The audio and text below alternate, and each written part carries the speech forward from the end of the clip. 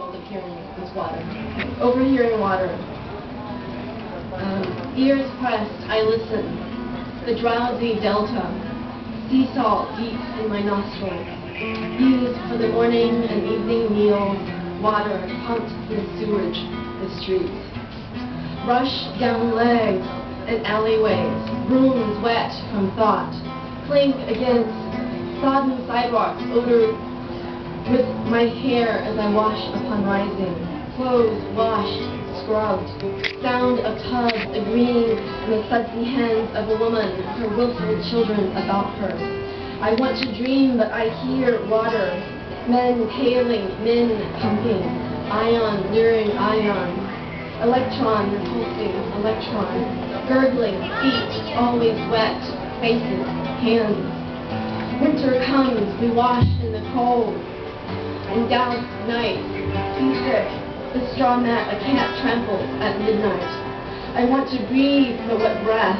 A woman still washes her husband's and daughter's clothes, wringing the clothes hushed.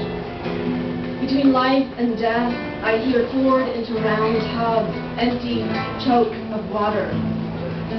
Tub against concrete, the woman rinses her hands and feet.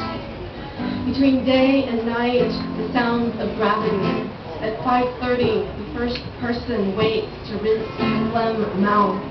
Noise of work begins with an avalanche of insomnia. Morning drunkenness, hoopers and mothers prodding their children to school. I see the wash of smoke, TV, ash, radio. Music bellowing, the 70s, the 80s, brothers in arms. A dusky voice like a flower hanging, and the girl downstairs begins to wash her endless ebony hair.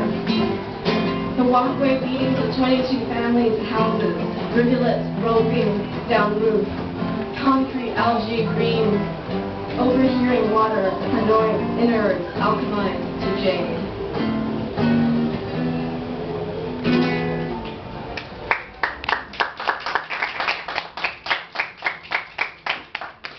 And I'll read one more poem from this book. As you get a chance to look at this book, I did the drawings in this book as well, and the publisher put a slice of my painting here and a slice in the back. Okay, and this the poem I'll read is on the second page of the handout there. Black follow along. And I wrote this poem after we hear the full eclipse of the sun in Vietnam. Embarkment.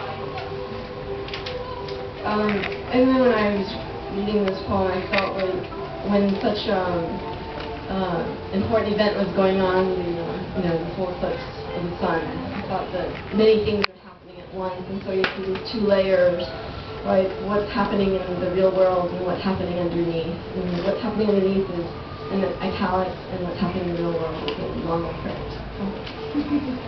Embarkment. Is that funny? One-legged man forgets himself. Arpeggio of dark.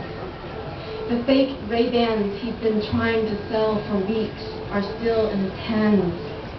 Shifty wind, shaft of straw, movement in stones, ashes wilting too. Is he glad he hadn't sold that pair to see the sun better, or the moon, the darkness between sheets, a journey impossible to exist as twilight forever. For 75 years, fat rats gutter and suck on dog feces. Forever a person can live. The cone-hatted women, mud-smirched men of a field see embered time, and smooth underbellies of songs rise into mist. Children inch out with buckets of mauve ink water at the behest of teachers. Pale reed soaked in whispers are told to look into the water to view the eclipse, not the sun itself. Behind the image, the imagination. Workers wade in hay, ears beyond the winged birds. Behind words, the intent, a distortion.